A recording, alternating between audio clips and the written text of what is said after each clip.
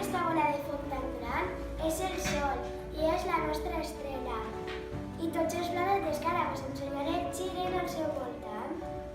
Aquest és Mercuri, és el primer planeta i el planeta més xicotet de tots i el que més proper es troba del Sol.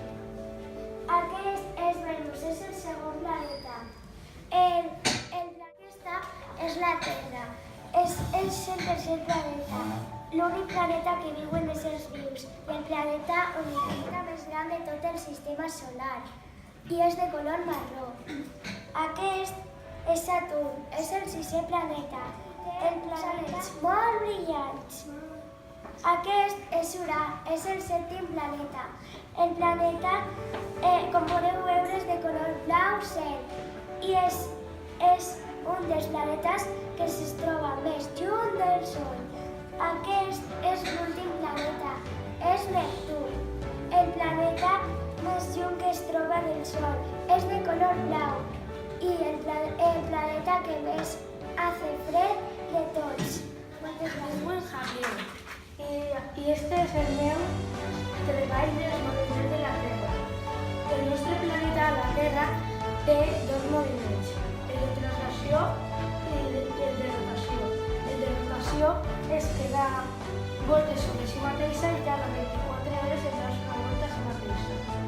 I el de translació és que va dando voltes al voltant del Sol. Y tarda un any en dar una volta a Es el satélite natural de la Tierra. La Lluna té 4 fases d'humana. En primer lloc tenim la lluna plena, que és quan la lluna es veu sencera. En segon lloc tenim quart decenni, que és quan la lluna es va fer cada vegada més gran. En tercer lloc tenim quart minvant, que és quan la lluna es va fer cada vegada més petita. En quart lloc tenim la lluna nova, que és quan la lluna es va... no es veu. En les fases lunars no canvia la forma de la lluna. El que canvia és la posició i la manera que rep la llum del Sol. La lluna tarda 28 dies en donar la volta sencera i vaig exposar-vos el meu treball. He fet les parts de la Terra.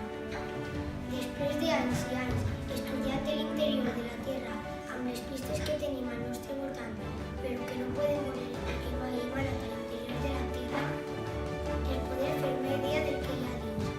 Hi ha tres capes, atmosfera, hidrosfera i geosfera. L'atmosfera és la capa d'aire que envolta la Terra. La hidrosfera és la capa